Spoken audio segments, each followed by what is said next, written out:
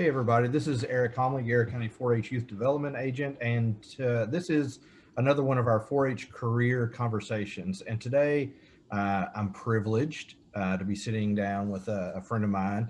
And so this is Jonathan Shell. And I told Jonathan before we started that, and we talked about his career, but he is a man of varying and a wide range of career aspirations and things that he's done in the past as well. So, how are you doing, Jonathan? I'm doing good. I'm just glad to be on here with a former camp counselor who I've seen shake his bushy tail. Well, thank you so much. I appreciate that. So I've got standard questions that I ask, but we can absolutely kind of roll through those and see what we get out of you. Okay, so the first thing I want to know, Jonathan, is what do you remember wanting to be when you grew up as a kid? I never had any other aspiration in my life but to be GB Shell. That was the only thing that I wanted to be. Whatever career form that took is what I wanted to be. And he just so happened to be a farmer and a community leader here in Garrett County. And I knew growing up my entire life, all I wanted to do was be just like him in every aspect that I could possibly be. And, farmer was the main thing. And that's all I've ever really wanted to be was farming on the farm, being there, raising cattle, doing the greenhouses, tobacco, anything that we could do to be able to provide for a family and make a living. And so even from my earliest ages, I can always remember being on the farm, wanting to be there and wanting to take care of my family and my community the same way that my granddad always did. Excellent, excellent. So now the next question has I split it up into two parts. Now I know the questions that you got probably didn't have this, but it was the question that I sent you was, what was your first job requiring a completed application? But one of the other parts of it is too, is I want to know what your, because when I was a kid, when I was 14, my uncle got me a job working in tobacco. I did not need to fill out an application for that. It was just, He eyeballed you. it was a glorious opportunity that he had. So anyway, you could talk about what your first job was that you didn't have to fill out an application, and the first job that you did have to fill out an application for. Oddly enough, I've never filled out an application for a job. What? I've never used a resume. I've never filled out an application for a job. I'm probably going to be a terrible example for these kids for that reason. But you've been incredibly successful. So, I mean, Right. it's not one of those things where it's like, oh, it's an absolute. It's just one of those things that is Right. almost a little bit off-putting that you've never had to fill out a resume or an application. So I've never worked for anybody but family, if you call that working for somebody. And so I've always, or the people of this district in, Garrett, Rockcastle, and Madison. And so from an early age, I just worked on the farm. My earliest remembrance of kind of being my own boss was when I was 12 years old. My Aunt Terry had another setback on her cancer, and she had to leave the greenhouses that we had in operation in Jessamine County. And so Dad looked at me and said, "You want to take it over?" I was 12 years old. So when I was 12, I went, my grandmother didn't have a license. So my grandmother, Georgia, you remember Georgia? I do. She would load me in the car like 6:30 in the morning every day after we got out of school, and in the morning, or not out of school, after school was over for the summer. Right. And she took me to Jessamine County, and I ran those greenhouses all summer long for like 3 years, 4 years. And it just gave me a taste for, wanting to be my own boss, wanting to be an entrepreneur. And so from then on, I just started trying to take on more and more responsibilities on the farm, taking over part of the cattle operation, et cetera, until, finally I had gotten to a point to where that I was, working the guys who were on the farm and, being a partner in that partnership that we have. And then I went into this crazy thing called politics. And I decided to run for state representative and didn't need an application for that. I just needed a majority of the votes. And so when I was 24 years old, I decided to run for the State House of Representatives in Garrett and Madison at that time, and won that election in a primary and a general election, thanks to the people of Garrett County and Madison.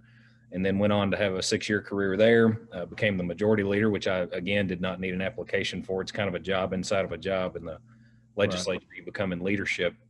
and that just needed a majority of the votes from my fellow peers, my fellow representatives. And then whenever I lost my election in 2018, Senator McConnell called me and asked me if I would be his campaign chairman. So that was another adventure. It wasn't really a job. I didn't get paid for it. It was a thing that I did for him as a friend and someone who believed in what he was doing. So I did that. Didn't need an application. And then after my loss, I also created a business called State Solutions LLC, which is a consulting company that I do political and strategic advising for different corporations and associations throughout the state, Kentucky Chamber of Commerce, rural electric co-ops, entities like that, a think tank in Louisville. And so none of those jobs have ever required a resume or a job application. So that's kind of a unique thing that I guess I get to hold on to. Yeah, that's amazing. I mean, you ascended the career ladder without ever having to fill out an application or a resume. That's just I'm flabbergasted by that, and I don't know I don't know that I'll ever have to. I don't know that I'll ever interview another person that can say that. I remember I worked when I was 16. My I've dad, interviewed a lot of people for those applications. So I've been and on the other side of it a lot. yeah. So I remember when my first job application, I worked in Kroger, or I worked at Kroger. My dad had worked there, and he ended up retiring there and worked for more than 40 years at Kroger. And when I turned 16, the day I turned 16, he took me to Kroger, took me upstairs. I filled out the application, turned it over to the lady. They handed me the uniform. I went downstairs and started working. Yeah. Um, so yeah, that's mine. So you talked a little bit about what you've done already or what you're doing right now. So, but I do want to know your educational background. So Yeah, so education in my family, particularly from my granddad that I talked about earlier, has always been a huge focal point for all of us. My brother, my cousins, my dad. My dad and my aunt were actually, my dad was the first to actually get a college degree, and then my aunt second. My grandfather didn't have one. My grandmother didn't have one. And, his philosophy always was is that, knowing that he was going to be on the farm, knowing my dad was going to be on the farm, and presuming that I would be on the farm, the education that we got wasn't necessarily for having that degree for needing to get a job, like we're talking about, that application, that going through the process of the career choices. But it was more for an enlightenment beyond just what we were doing on a daily basis, to get a broader understanding of the way the world works. And then secondary to that is, you never know whenever you're going to have an accident on the farm, something happened to where that you can't do the things that you always did, and you may need to go get a desk job somewheres or get something that wasn't traditionally in the farming category. And so having that backstop of an education was always important to him, for all of us. Same thing for my kids. I treat education, I tell my kids all the time that they have these superpowers that they have no idea that they have: reading, hard work, not giving up, all these amazing superpowers that they can learn through a good education. That if you do certain ones of these superpowers that they have, you're going to be more successful than most people that you'll know. Because education, to me, this is what I tell people too, is that there's two things that nobody's ever going to be able to take away from me: my salvation in Jesus Christ, and my education that I've got in my head. And I feel like I want to be a lifelong learner. I've dedicated this year to try and read 2 books a month, and I'm well into 6 so far here in February. And so it's been one of the most thrilling years that I've had so far, just from an educational standpoint, because I've got to learn so much. I branched out into things that I didn't really think that I would enjoy. Malcolm X's autobiography, brilliantly written, such a great book, and others like that I've just really enjoyed. My educational attainment was going through Lancaster Elementary, then middle school, and then Garrett County High School. And then I went to EKU and got a bachelor's degree in ag business, which also helped out on the farm, and got to learn a lot different ways that the business side of farming works beyond just, cutting tobacco and selling it at the market. Right. Excellent. So, so tell me about, you said you have the consulting firm. You've done a lot of different things. So tell me about what you're doing right now. So farm and so farming and the consulting business. So right now, on the farm, we're setting up and getting ready now in February. We're planting plants to be able to sell for the spring and summer months. We're also in the process of working on cattle, bringing those in, getting them treated, doctored up, and ready to go to sell for market later on in the year. And then, we're doing all of our preparations right now, from figuring out where we're going to seed different, grasses, legumes, other stuff. And then we're also working on this new uh, plant that I brought into Kentucky, oddly enough, a couple of years ago. Myself and a political consultant of mine who was roommates with a guy who is the directors or like vice director of the Max Planck Institute in Germany. And this plant is called Artemisia. It's got medicinal value. They're actually testing it right now. It just went public a couple of months ago on ovarian cancer. Basically, a non-toxic chemo is the way they kind of describe it to me, which is amazing. Could revolutionize cancer treatment if it ends up coming to fruition. They're also doing test human studies now on COVID. They've seen signs where it actually kills COVID. Instead of being a vaccine, it would be a treatment for it.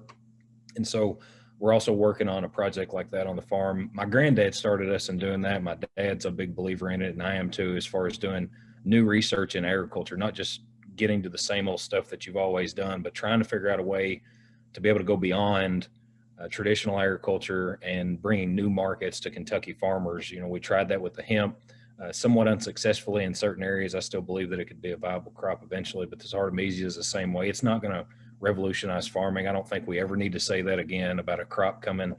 It's still got to be developed, and things have to be done. So that's what we're doing right now on the farm. With the consulting business, right now the General Assembly's in session, and so for me, I'm not a lobbyist.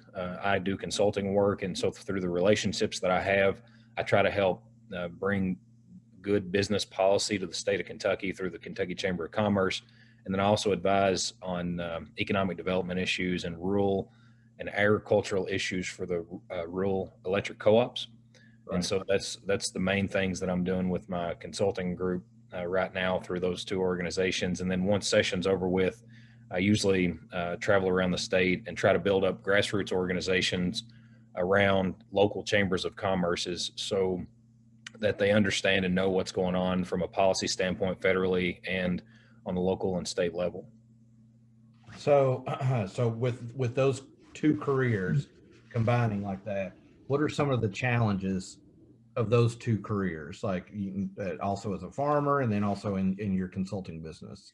The challenges that I usually face are usually the things that I enjoy the most: relationship building, making sure that you're continuing the relationships that you're getting and you're creating new ones throughout. Especially in the consulting world, but I take that in the agriculture world as well.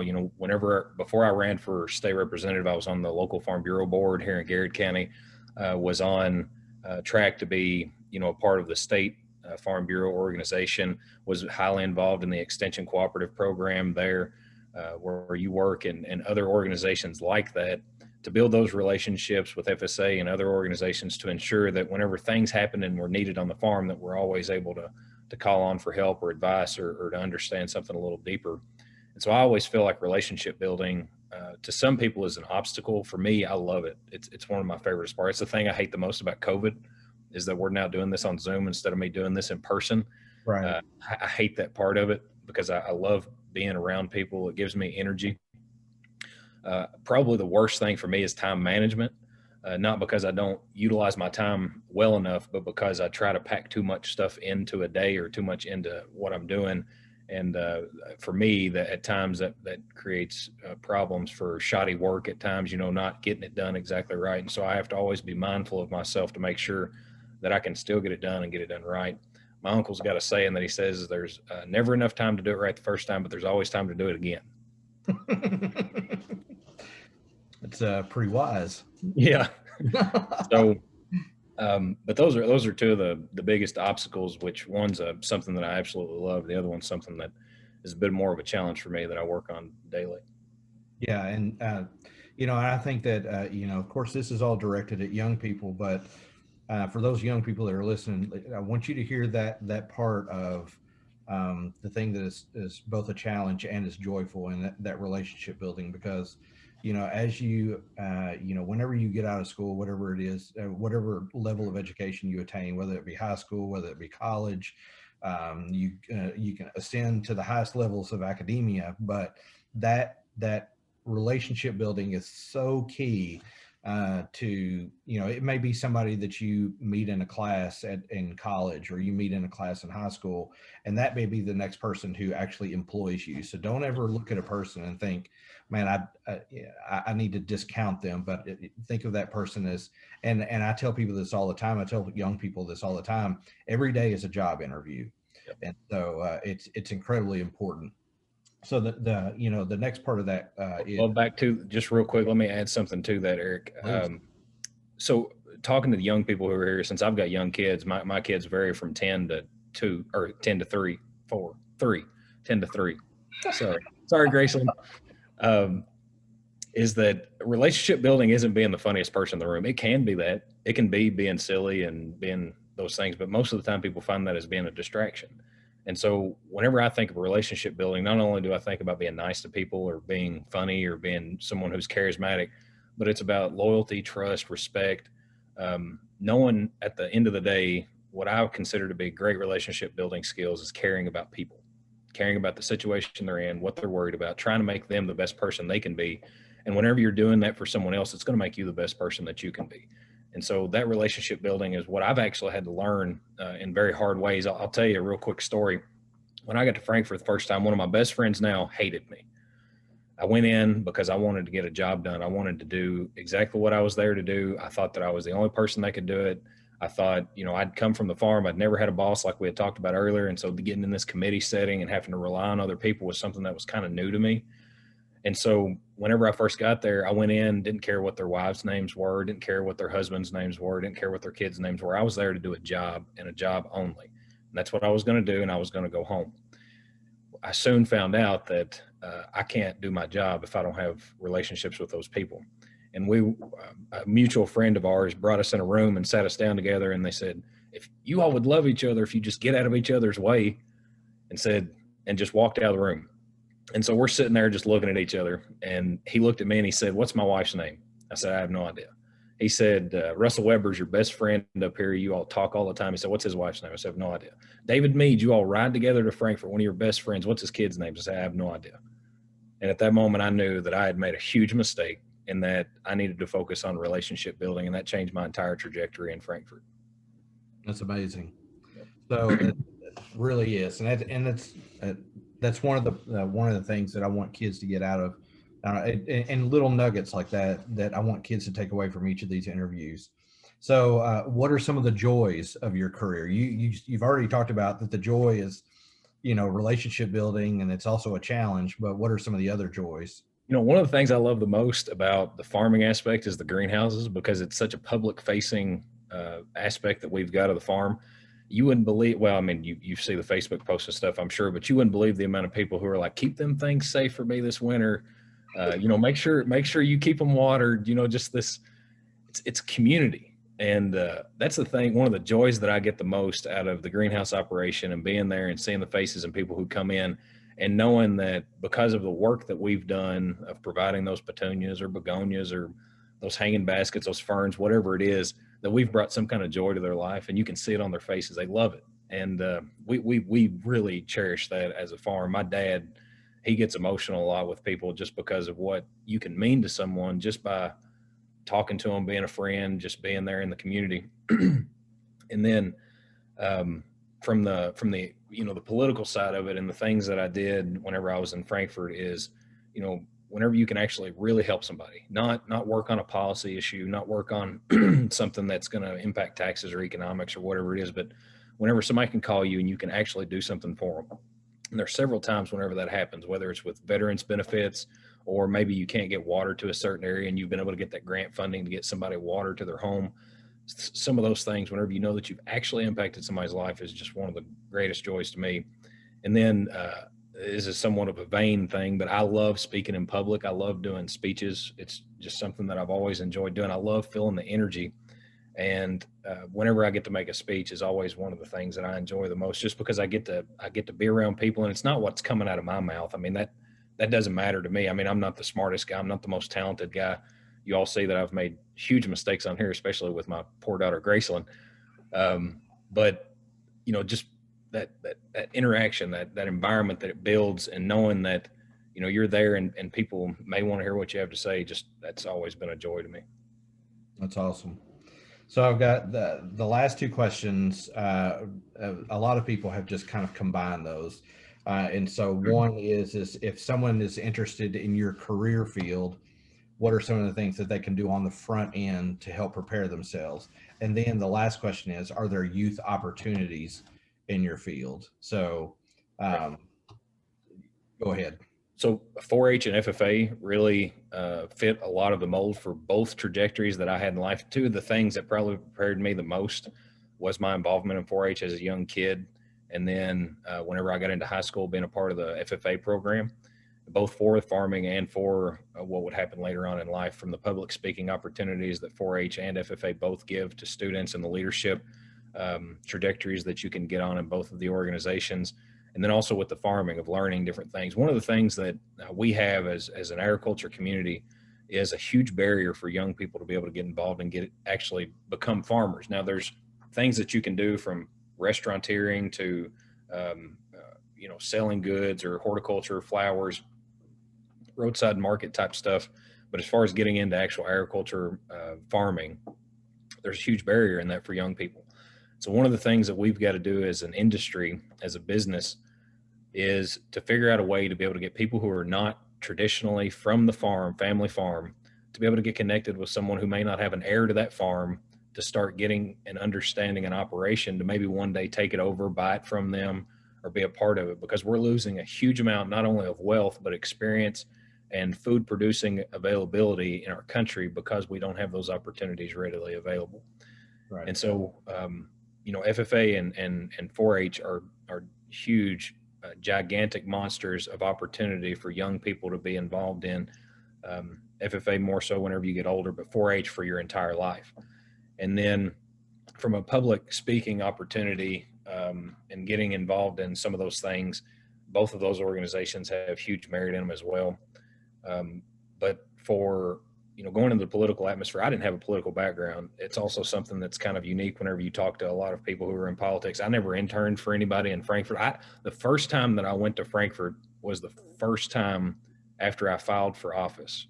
I went up to the Republican Party headquarters and met the people who were there, and that was the first time I'd ever been to Frankfurt. I didn't even go whenever we did our trip, I think, whenever kids do it. I didn't own a suit, Eric. When I first got elected, I didn't own a suit. I had a sports coat.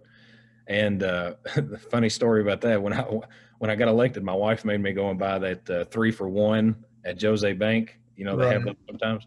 And whenever I got to Frankfurt, a couple of buddies of mine now, back then, they started following behind me and cutting the stitches out of the back of it. I didn't even know you had to cut the stitches out of the back of the suit. And so, but anyway, so the traditional aspects of getting into politics wasn't really my trajectory either. And so, but one of the things that I wished I had done was intern and get to know it. I feel like I could have cut down on a lot of the hardships that I had whenever I got there if I just understood the process better and known it. And so getting a hold of internships, if you want to run for office, to be able to understand it more, but in being involved in politics and running for office are two different things. And so being involved in politics, of being involved as a chief of staff or a communications director or a campaign manager, some of those things, there's a lot of opportunities out there, and they come up every 2 to 4 years, and they're called campaigns. And so if you find someone that you believe in, that you think is going to be a good representative, congressman, senator, ag commissioner, governor for your state or your area, one of the best things you can do is call them, get your parents to call them and say, hey, we want to go knock on doors for a campaign. Some of the best experience that you'll get. You build loyalty with a candidate, someone who later on may have positions available to be able to hire for, or know of opportunities for you to be able to be engaged. It's one of the things that I tell young people that are involved in politics now, is that you can't work for enough campaigns. You can't knock on enough doors to impress people. Like, just doing the hard work. It always comes back to hard work in everything that you do, whether it's farming, consulting, politics, whether it's being a 4-H director, whatever it is, it always comes back to putting in the work. And on the consulting side of it, I consult off of the experience that I have, the intuition that's been given to me, and, just through the hard work that I have in the relationships. And so some of the things that you can do on a basic level to get those are just things that you can do on a daily basis. Reach out to people, talk to them, get new friends, learn how people operate, what they think, how they care about their career, how they care to be elevated in their circumstances themselves, and try to help people do as best as they can. And for me, just personally, none of that is relevant without a centered, Christ-centered approach to my life. And everything that I go off of always comes back to my faith, whether it's in my farming, my politics, or my consulting business. I always try to have that first and foremost. And for me, it's the most important thing in my life. It's what I teach my children. I was just able to baptize my youngest son this past Sunday, and it's for my wife and for myself. It's something that we cherish deeply. Jonathan, I knew that when I scheduled this one, it was going to be good. I told you before I didn't remember how good looking you were, Ah, but there's that as well. So I can't that, say. that'll be contested for a long time, I'm sure. There's a lot of people that'll argue that one. Well, I My granddad, Eric, hold on real quick. People used to come up to GB and they'd say, GB, he looks an awful lot like you. And he'd look at me and he'd say, I'm not that ugly, am I? oh man, oh goodness. Well, Jonathan, I really do appreciate you taking the time today. And I appreciate everything that you've done for me and everything you've done for the community. And so I'm going to say thank you to Jonathan Shell, who has multiple careers and has done many great things in his short span here on Earth. So I'm Eric Conley, Garrett County 4-H Youth Development Agent, and this is 4-H Career Conversations. Thank you, Jonathan. Thank you.